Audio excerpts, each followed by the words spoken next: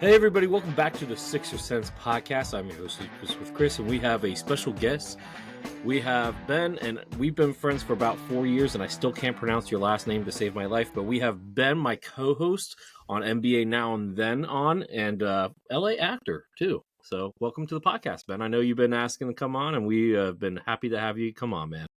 Yeah, I appreciate it. I think it's Franczuszki. So there's a couple letters that are silent. Franczuszki. Yeah, there we go. It's first C and then the last S are silent. Yeah, Franczuszki.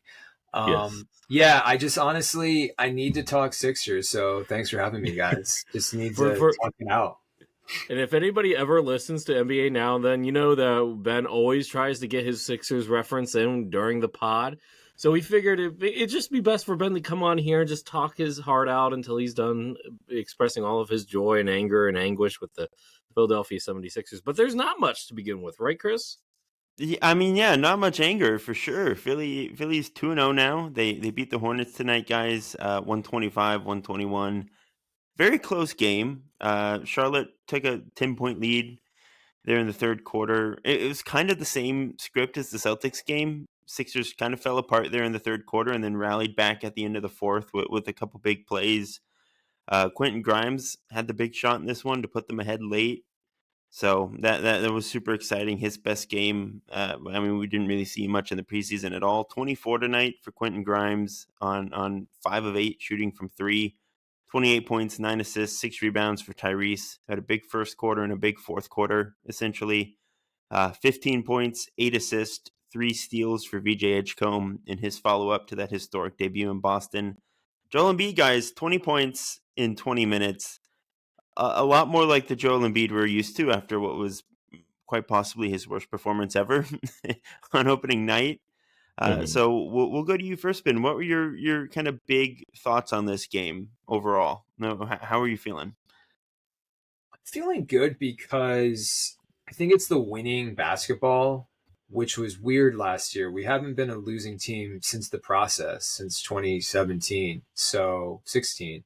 So just the comebacks, the win, the clutch performances, I think that's the most exciting thing. And it's pretty obvious that they're thin. They really need Paul George. They really need Walford.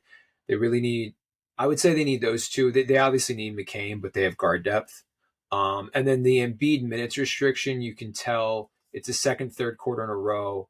It really affects it there. He seems to not play many in the third and then doesn't play in the fourth. And yeah, I've noticed that that's when the other team attacks. And so I would say getting these wins with the lack of depth we have right now at the forward position and pretty much at the center position because of Embiid's minute restriction, you got to be happy with that. Yeah, that's fair. That's fair. A few things. One, Grimes is going to get a bag. I don't know if it's going to be with the Sixers, but he's going to get a bag if he continues to play like this. 2 games in a row now, around 20-ish points or over, right? I believe it's over in both games. Clutch shot there, obviously. There was back when the Warriors started having their run back in the 2010s. I don't know if you guys remember this, but they always fell behind they either can't remember if they fell behind in the third quarter or if they no, I think that's when they blitzed everybody. But we're kind of doing the inverse, which I find interesting. But, big man depth is questionable, but it wasn't questionable tonight with Andre Drummond. Chris, where's that crow that you can eat now? Just saying. Look, man. He had a good game. You got to respect the man. Yeah, no, it was a great Andre Drummond game, like a truly spectacular fourth quarter, really. I mean, he pretty much turned the tide of this game. They really needed the rebounding. Yeah. We've said this many, many times on the podcast, like, where's the rebounding coming from? And that is what Andre does well. So I do think this is like one of those matchups against a fairly inexperienced and at times small Charlotte frontcourt where Andre can kind of come in and eat on the glass and make a big impact. We like Joel. We've seen this against the Hornets so many times. Their young and experienced starting center was in foul trouble 3 minutes into the game. What? So that was an early advantage with Joel. What? And then obviously Andre had the big second half. But Yeah, I mean, it was a great Drummond game. He deserves his props. They don't win without him in this one. Bono, again, has been a little bit lackluster through the first couple games, has some rebounding issues himself. But yeah, I mean, like you said, Ben, like these are two really impressive wins with a pretty shorthanded group. I can't help but watch this team right now and think about how good they could be once George and McCain is back. Like this offense has some serious upside. They aren't going to shoot this well every night. Like they were just shooting the lights out in the first half. That's not always going to be the case. You know, Grimes and Max are going to come back down to earth efficiency wise eventually, but like they have some real juice. It's like if they stay healthy, which again is like the caveat that follows the Sixers team everywhere. But this was a really impressive win, like against the Hornets team that frankly has looked pretty darn good through the first two games. I was pretty impressed by them in this one. But yeah, let's talk about Embiid, guys. Well, hang on. Before we move on, Yeah. just a few other notes. First off, Dominic Okay. Barlow does not come back because of an elbow laceration. Yeah. That has to be a pretty significant cut for a player not to come back. Like, I suspect stitches, if not nothing else. So that's interesting. I didn't even see that. Did you guys see that in the game? I didn't either, but I thought the same thing. It must have been a lot of stitches or super deep for him not to come back. Yeah. Okay. He was on the bench in the second half with a pretty big tape thing around it. So I assume that's not like a long-term issue. I don't know if he misses any time. We'll see. But again, like talking about depth, Barlow is pretty important to this team right now. Like as far as again rebounding and defense, and they don't have a lot of depth at that 4 spot. Justin Edwards, who we've been kind of cold on through preseason, through summer league, came in and hit some really big threes in the second half after Barlow got hurt. Finished with 9 points. 9 points, hit 3 of 5 from deep. 4 fouls. It wasn't the greatest defensive performance from him, but I mean, it wasn't from Jabari either. So yeah, it wasn't really from the whole team, but yeah, the shooting was there when they really needed it. Maxey had a really cold like second and third quarter, but just came up clutch, and he just looks. You said it on the last episode, Lucas. He looks different right now. Like he's clearly very motivated. Mm-hmm. But yeah, let's talk about Embiid, guys. I'll go to you first again, Ben. Like 4 points in the opener, maybe the worst we've ever seen him. Like he just looked completely out of it against a front court in Boston that frankly is not set up to stop him. What do you think made the difference in this game? How do you where do you attribute that kind of change in mentality and just how good he looked? They were deferring a little too much in game one. They were it seemed like they were like, we're really gonna like have Embiid as like the fourth option who just screens a lot. It felt like they were doing too much of that. And this game it felt like a little bit in the middle, where like a little more Embiid, like midi, and just he got to his spots more. And then Lucas and I were texting about this. It seems pretty deliberate, like his lack of like, I don't think Joel Embiid suddenly like forgot how to play defense. He's 7'1", he's big. He doesn't really need that much lift to block a help shot. It seems that part of his, in my opinion, there's something going on where he's told just with his minutes restriction to not help on defense around the rim. It could just be they want to, because that's a different level type of jumping, right? And so that seems to be pretty obvious that they're holding him back on defense, because there was a few plays where like he got a bunch of steals, and then you could tell he still has the ability to. So I noted that's the thing that stands out the most. But yeah, I think in the first game he played 19 minutes technically. Had he played 34, 35 minutes, he would have had a bad game, but probably like 16, 17 points. I think this game probably would have had like 34 to 36, possibly 40 if he played the 36 minutes. So he looked good, which was needed because they didn't have this. They essentially won the first game because it was 2 versus 5.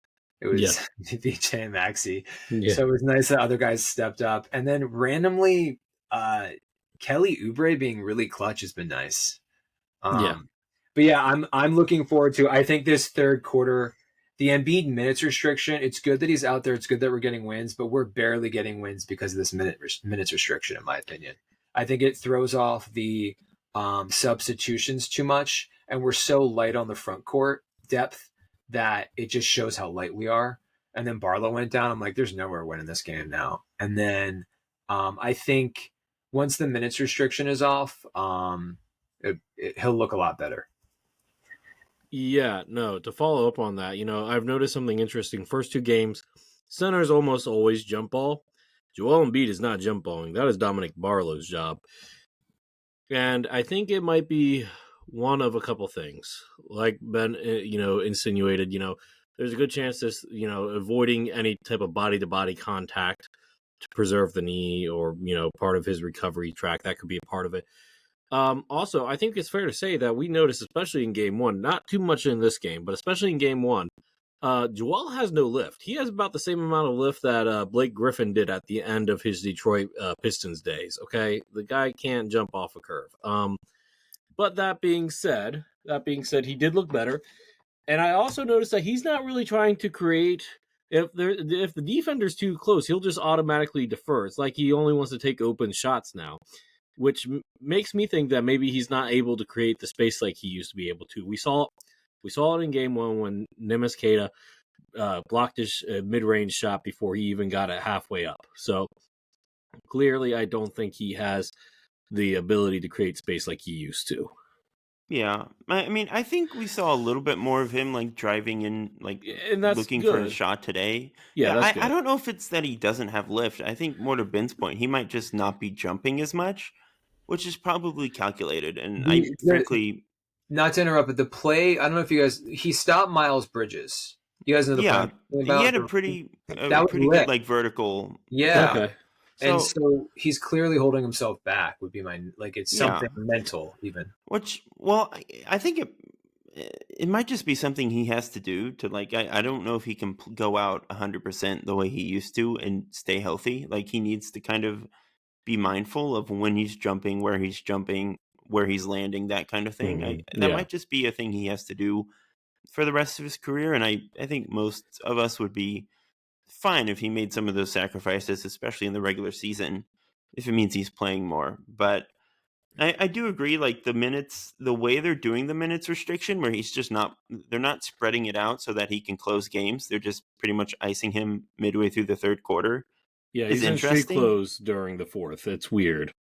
Yeah, that's not normally how it's done. I don't know if I have a problem with it. It might just be so that he can play a semi-normal, like normal minutes load in the first half and get that rhythm up and that kind of thing. I'm sure there's a strategy behind it. But he's not closing out. He's not closing out the first half either. He's not. He's just playing the first part of each quarter for the first three quarters. That's the thing that does. Like when you're trying, like in my mind, when you, and I don't mean to interject, but like when you do minutes like ramp up, you play the first like 4 or 5 minutes of the first quarter. Then you play the last 4 or 5 minutes of the second quarter. Then you do the same thing for third and fourth, right? But they're not doing that. It's weird. Do we think it's like to avoid longer breaks? Like what do we think the strategy is? I mean, that might be part of it. Maybe they want to keep the knee fresh and warm.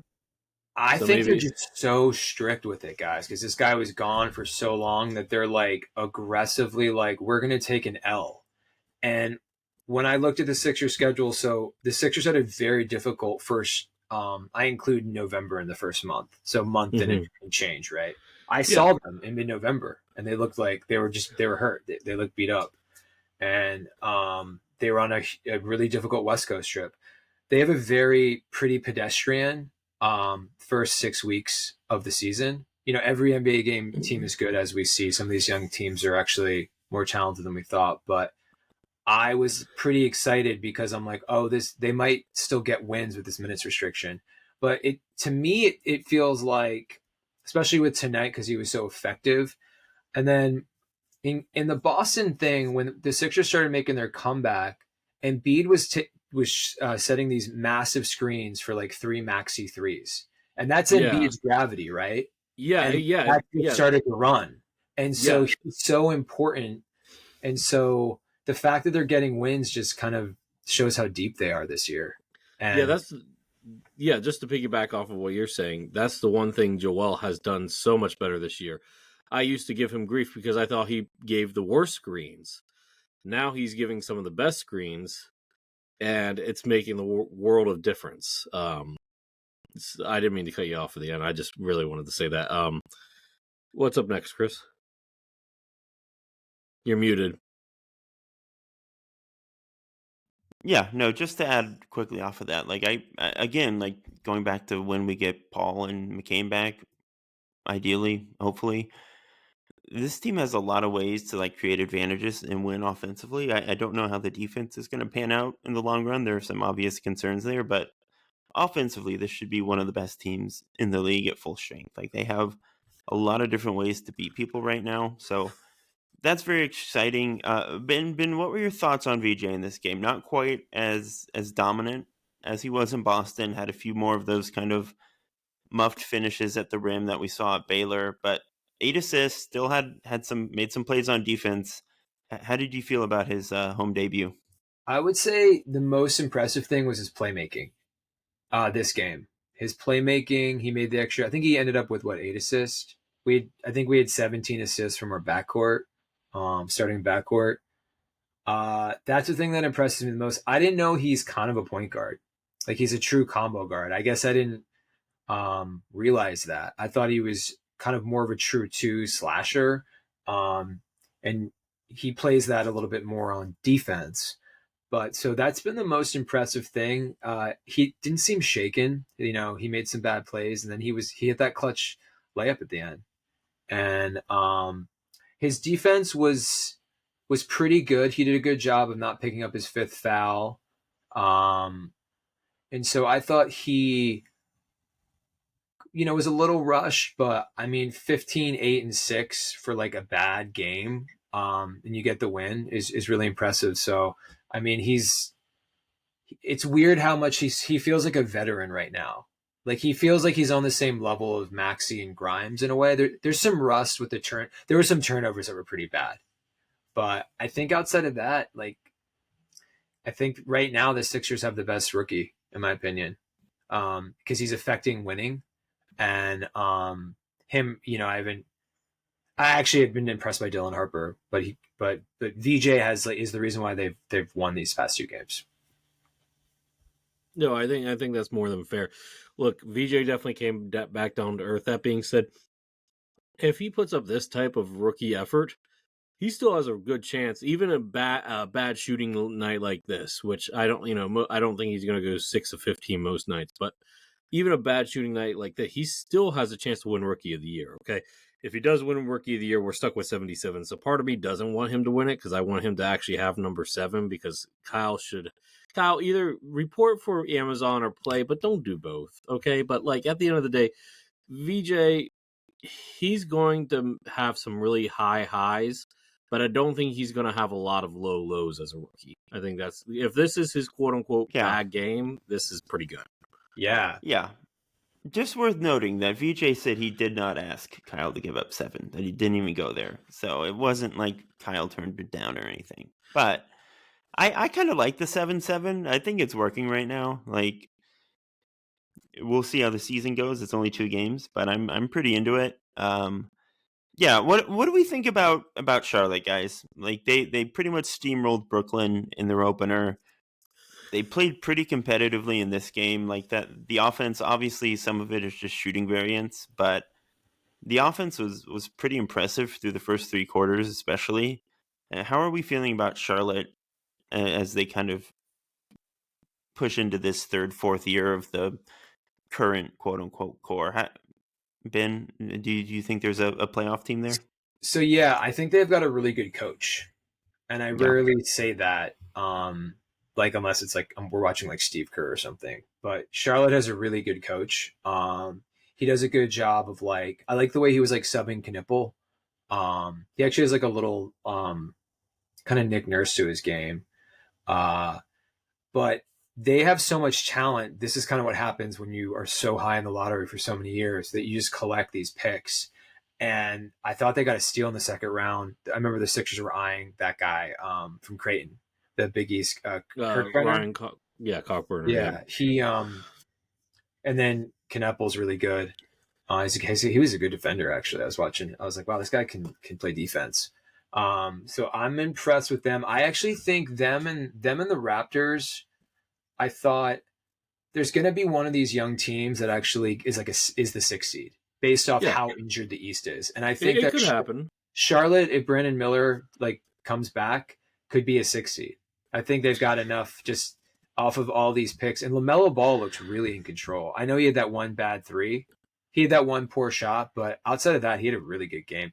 His ability to draw fouls is really impressive.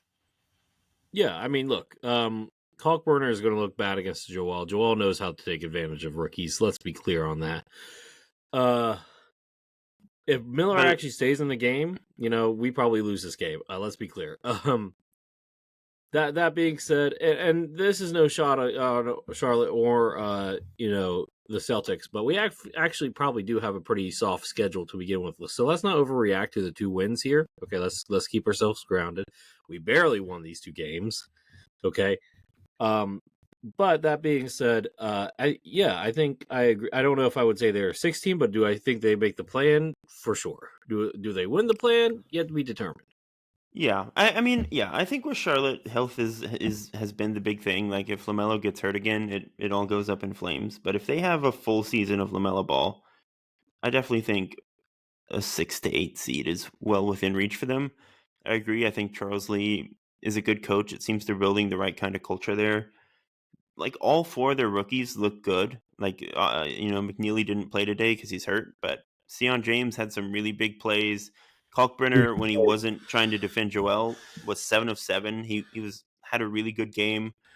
Knupple's going to be good. I think we all knew Knuppel was going to be good. Like they made the right picks. So they got 4 pretty solid contributors through the draft in year 1, which is not a normal thing. 2 of them are probably going to be starting. This is year 2 because year 1 was Tridgen John Salon. Well, no, 4 this year. The 4 that they picked this year are all going to be contributing. Yeah, they're going to be contributor, but this is the second year of that front office. So let's Sion James, sure, but really he looked really good out there. He's a good defensive player. If he can continue to hit threes, he's going to be a rotational guy. Chris, I get what you're saying. They hit on because so many of their picks were late first round, early second. They hit on every pick, and it seems like Knuppel already looks like a really good playoff 2A player. Like he looks good. Yeah. Mm-hmm. And going back to your point, Lucas, is like I think they recognize the errors of their way a little bit with these past few drafts where they've been taking the massive upside swings and guys who aren't really ready to play. And they're like, we're just going to pick 4 good players, 4 like really rock solid, well-rounded guys who understand how to contribute within the context of a team. And they all look good. Like and outside of Knuppel, they're all like upperclassmen, right? But yeah, well, McNeely was a freshman, but Kalkbrenner and James are both like 5th-year seniors. And there you go. They're both going to play probably significant minutes this year, and I think it was the right strategy. So I really like this Charlotte team. Like if they're healthy, they're going to be really fun to watch. I think Sexton was like a smart pickup. Yeah. He's a good culture guy. Yeah. He plays his tail off. He had some really good defensive possessions on Maxey tonight. Like Trey Mann's a good defender. He's a really good defender. I was really impressed. Let me ask you guys this: can their center rotation survive the season, or do they need to upgrade? I think with how young they are, it'll naturally get better just with like experience. They obviously play smaller. I think it could. I think it. Yeah. We didn't see Diabate tonight, so it's hard to tell them who they are. Yeah.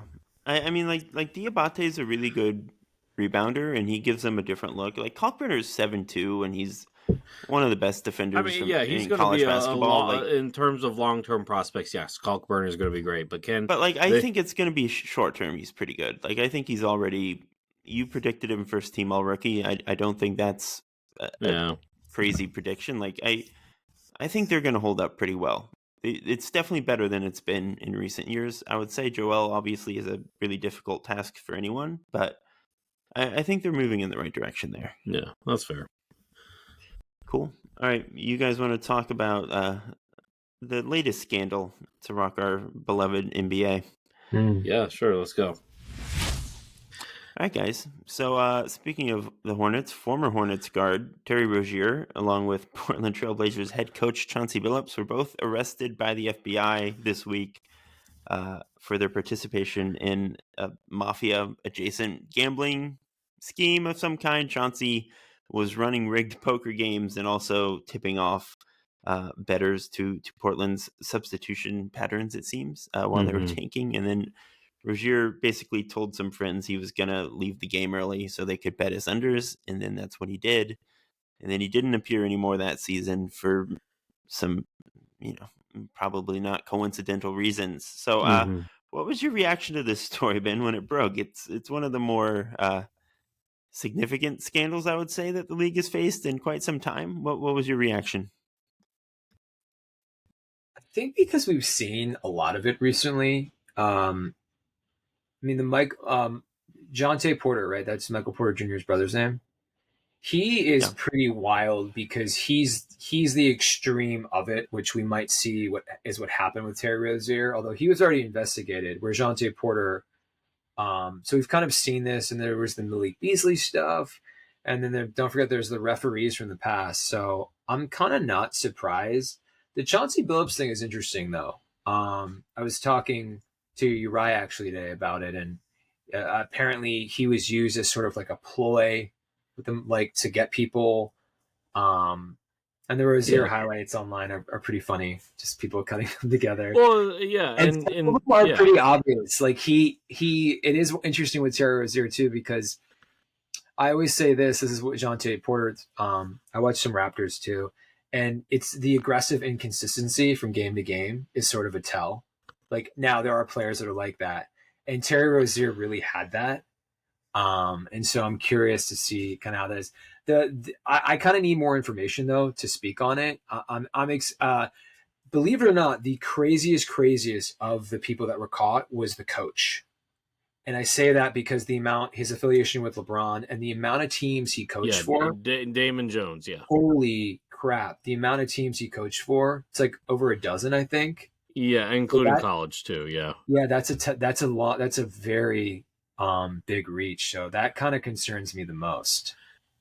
Yeah, no, I mean, look, Terry Rozier and Damon Jones, I don't think anybody that watched them play would be that surprised to hear that Terry's already been investigated. And to be fair, Adam Silver said that, hey, we don't have the investigation power of the FBI. Well, while true, kind of almost sounds like a cop-out. He has to go talk to the Senate now. We'll see how that goes. I don't think it's going to go very well for him.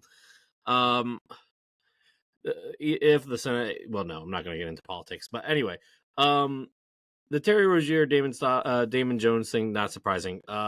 Chauncey Billups, this is a guy that we actually even did a comp for.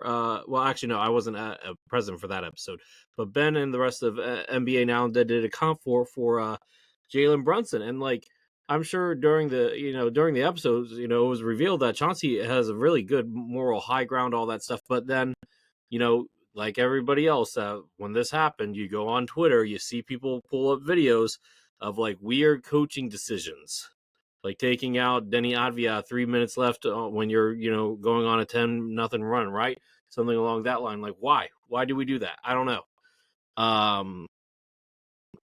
You should note that the Blazers had a blowout victory against the Golden State Warriors the next day after this happened. So blowout. Yeah.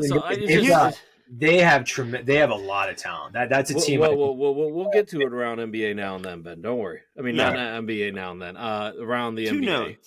Two notes is that I didn't think Chauncey was that good of a coach. So frankly, Splitter's had like some success with the French national team. He comes from the Pop Spurs line. Like I think Splitter might be an upgrade. Maybe we'll see. We don't usually see big men being that good of coaches, but we'll see. I think he's maybe got it. Second note is like there was a clip from the night before he was arrested after the game where he was talking about how like they just need to let the chips fall or they may, and I thought that was very funny. That's a terrible pun.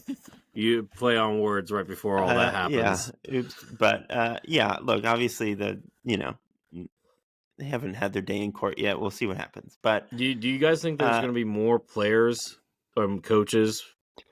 So that's what I'm interested in. That's why I'm kind of like waiting for a comment because I want to see how big this gets. Yeah. Anyways, sorry, Chris, didn't mean to cut you off. No, you're good. Yeah, it'll be interesting. Obviously, like gambling has become far more prominent in recent years. The league has a lot of sponsorships with gambling companies. They've been pushing it pretty hard. Draymond had a good point to where like that doesn't really excuse you or give you a reason to go bet on yourself or your games, but it is something that has been far more front and center. Not that we haven't had gambling scandals in sports before, as you mentioned, Ben, or with Pete Rose, countless Yeah. examples. But yeah, it'll be really interesting to see how the chips fall on this one. So let's go around the NBA. Well, I I would was say gonna. Jalen Brown had the best comment about it. I don't know if you guys Yeah. got to see it. He had the Yeah. best comment about that they're focused more on making money and not about enough on the players' health. And that's Mhm. like it's like more games, more travel, instead of like, hey, let's focus on all these superstars being out an entire year. And I really liked Yeah. his comment, Jalen Brown's. Yeah, that's fair. And also, this is not the first time the NBA has been marred by a betting scandal. If you guys remember, what was it, 2008, 2009, when that referee got caught? Oof, that was bad. And that's just one person. This is, we'll see. But anyway, around the NBA. All right. Now we're going around the NBA. Ben, what do you want to talk about? Well, I'm impressed by the Blazers. I Yeah. really like their core. I think there's going to be a young team. I don't think I live on the West Coast. I end up by default. I watch a lot of West Coast games. They're just on TV. They're not as late as they were when I was on the East Coast. So I don't think. Here's my take. I don't think the West is as deep as people think outside of OKC. That's my take. I think there's a lot of obsession because there's all these older stars, well in the mid 30s, these superstars from 10 years ago, like James Harden, like Steph Curry, like Kevin Durant, that all are all out here, and Kawhi Leonard, and there's younger, hungrier teams like the Portland Trailblazers, for example.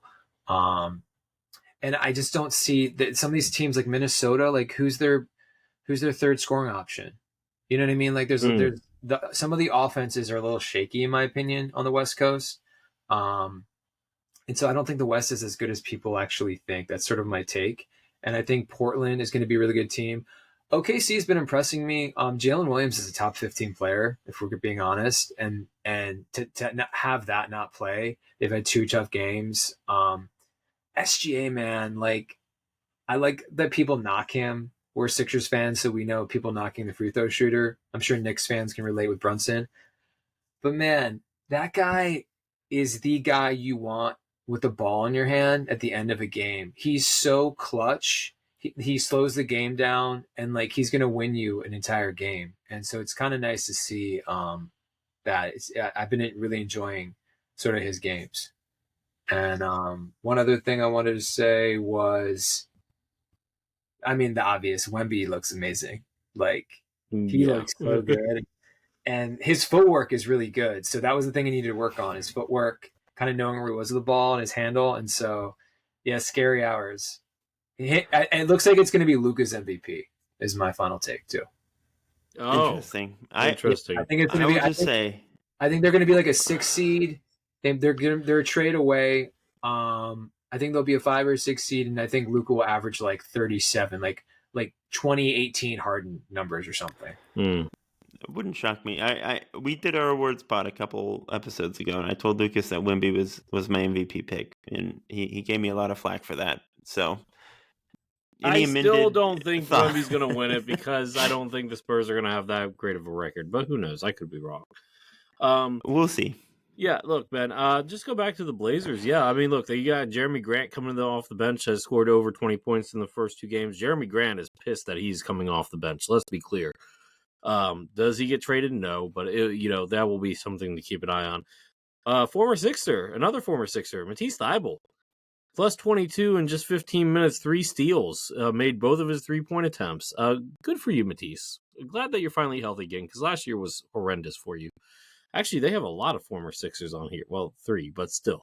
That's more than most other teams. Yeah, no, Yeah. Blazers are going to be a problem. Let's see here. Is anybody worried about Boston, or is it just me? feel like they're going to worried be as they're going to like fall off a cliff. Yeah. Yeah. Also, I did think anybody? that's fair. Their depth, man. Their depth. They haven't drafted well in the last 2 years, and their depth is just like they're like one Peyton Pritchard being out a month away from like a disaster. I think the other thing that Boston has to worry about is Jaylen Brown's hairline, because apparently part of it smudged all over OG Anunoby's jersey during last night's game. That was AI at first. It wasn't. No. That was funny. Yeah, I think Boston is kind of, this is maybe an intentional gap year with them. They're going to try to do the Sixers thing, maybe, where they add Cam Boozer to that lineup next year and then come back and just kick butt. But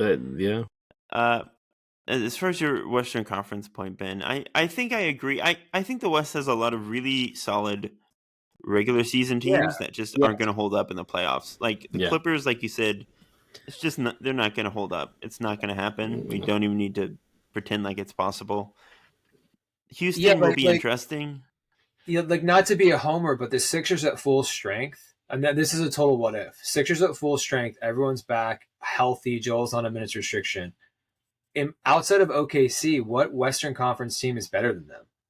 You know what I mean? Like with I mean, and I'm not just being a homer. I'm just saying, hey, Ben, it's the Sixer Sense podcast. You're allowed to be a homer on this. Okay, sorry. I'm all right. I think OKC and Denver. It's like I think OKC and Denver are the two teams that could still beat the Sixers. I'll be honest, like the full strength Knicks outside of OKC, I think they would be a 2 seed in the West. That's my take. Like I think that's fair. Same with Cleveland. Like yeah. I don't know. Cleveland's play style this year, I have not liked that. Because they're down 2 starters, though. I get that, but I'm also not liking the fact that I haven't seen an offensive jump from Evan Mobley either. Again, it's like 2 games. We can a lot will change. That's fair. But that's fair. Yeah, I'm interested to see what happens with Houston with the Van Vliet injury, because that kind of clearly that screwed them over. They need either Reed Shepherd to get it in gear really quickly, or they need to go out and get a guard of some kind. But Aaron Holiday doesn't do it for you? Aaron Holiday doesn't do it for you? No, they got it. No, I think Houston will probably be fine. I'm sure they'll figure it out, but they need to maybe make some quick changes here on the fly. But yeah, I think the top of the East, OKC notwithstanding, is just as good as the top of the West, probably. I don't disagree. You're talking about gap years. We saw it with Golden State. It's pretty apparent, like, the Sixers took a gap year. And, like, it's sort of, So, just to give you guys perspective, the top 10 in the East right now is Milwaukee, New York, Chicago, us, Charlotte, Miami, Raptors, Detroit, Cavs, Wizards. Notably not in that group is the Atlanta Hawks and Orlando Magic. Yeah. So again, like 2-3 games is a really small sample size.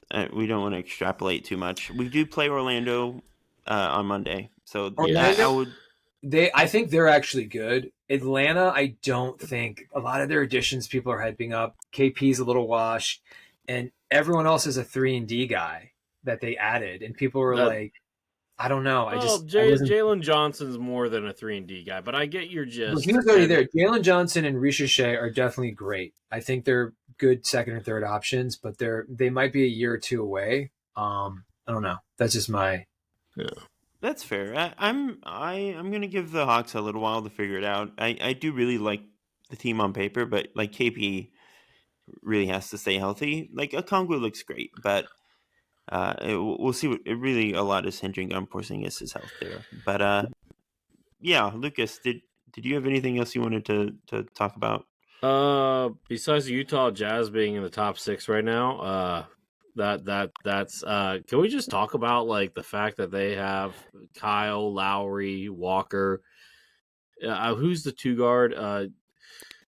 Gosh. Top 6. They have the same record as the 11th seed. That's fair. They're all 1-1, Lucas. Yeah. I don't know. Just Utah. It's interesting. I have something else to say about them offline too, but I will. I really like Will Hardy. I think Will Hardy is one of the best coaches in the NBA. It has nothing to do with Will Hardy, but it's more of a no. But I like the Jazz. They're one of these guys. It's what happened with Detroit. How did Detroit get good suddenly? All their top 5 draft picks suddenly started all these lottery picks just started clicking.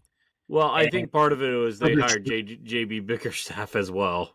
no, but like Jalen Durant, like all these picks, Jaden Ivey just started like when you get all these top 5 picks, eventually it's just gonna click. Yeah, that's fair. I will say I think one team that's like doing it the right way is Washington, and Yes. they're starting to see some Keyshawn George, returns. watch out. Yeah, that's nice. He- It's nice to see. And then I was really impressed. I went to summer league. I was really impressed with their rookie. Like he could Trey Johnson, He yeah. looked like Klay Thompson out there. Trey Johnson, and then Sarr looked a lot better. He looked much improved. He looks like he's not trying to force his offense now, which is good. They've got a lot of talent there, so they're like a team of the future. I think the Wizards, like you just see it. They've got so much like upside.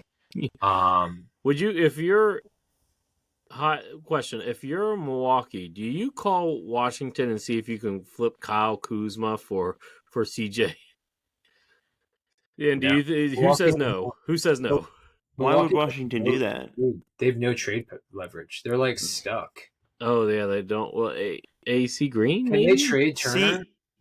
CJ's going to do so much more in the Washington locker room than Kuzma is. Like that's fair. And on the court to help those young guys. Like I don't think fair. Washington wants to touch Kuzma again. I think they've had their fill.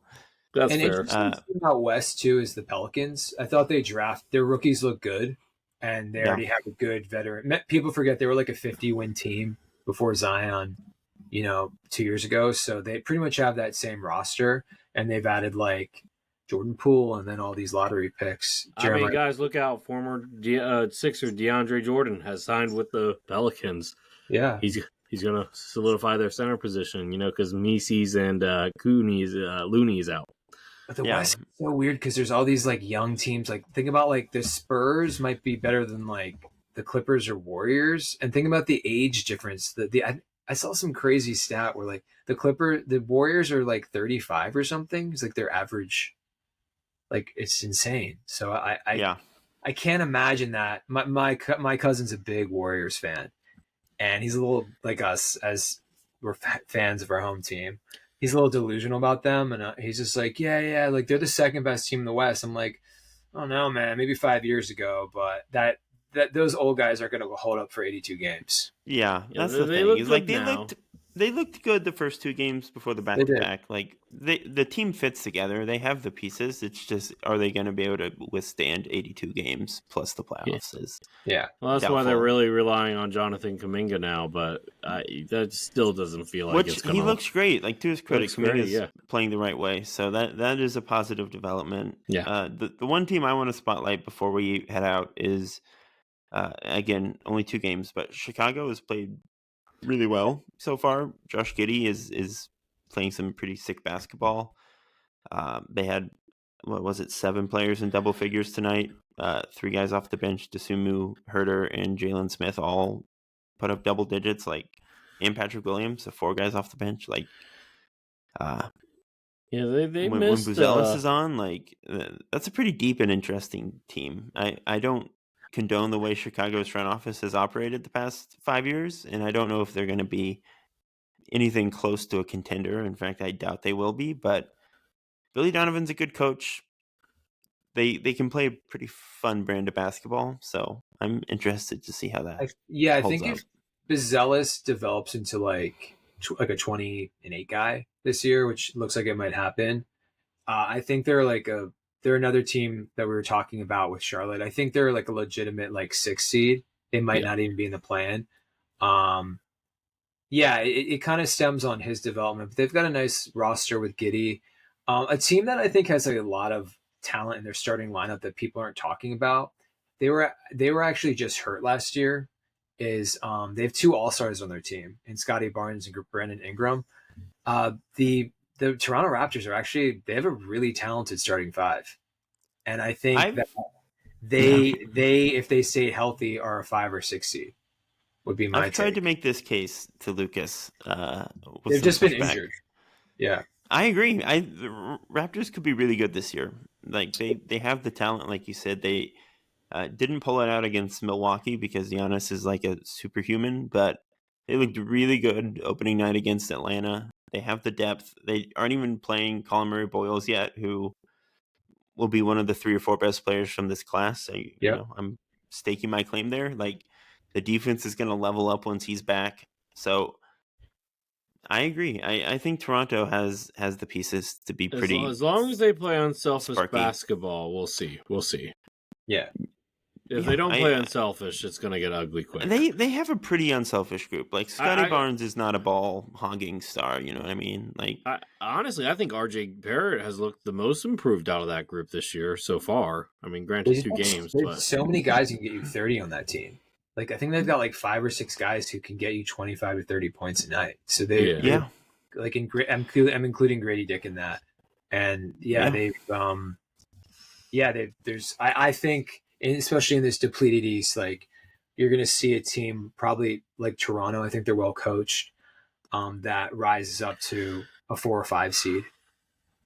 yeah, that wouldn't surprise me. I think Quickly being healthy is big for them too. They really Mhm. needed that kind of shooting and extra playmaking on the perimeter. So again, health for all these teams. But like, if Toronto has their full roster all season, I think them being a top 5 seed would not shock me whatsoever. They could be spicy, that's for sure. All right, Chris, let's go ahead and wrap things up. But before we do that, we just want to thank Ben again for coming on the pod. Thanks again, Ben. Thanks for having me. Coming. Do you want to tell people where they can find you? Yeah, you can find me on Twitter at Ben Franczuszki, or you can find me on Instagram at IVBen1. That is an Allen Iverson junior high AIM account name that I've kept. And just find me there. Active on Twitter for Shocking Sports, a little bit on NBA on Instagram. So, and obviously, they can find you on IMDb as well. Yeah, and then of course NBA Now and Then. We're on there too. Yes, of course, NBA Now and Then. Twitter and Instagram. Yes. Yeah, and then you can find me, Google me. I've got a specific last name. It's easy to find. Yeah, thanks again, Ben. We really appreciate you coming on. Everyone should go follow him. Go follow NBA Now and Then. And as always, to our listeners, thank you for tuning in to another episode of the Sixer Sense podcast. We are on YouTube, so subscribe and watch us there. We're also on Spotify, Apple Podcasts, Google Play, and all that fun stuff. Follow us on Twitter at Sixer Sense. I'm at Kline NBA. Lucas is at CoachJ_20. And we will be back next week to talk about this Magic game, some more basketball. We'll talk to you soon.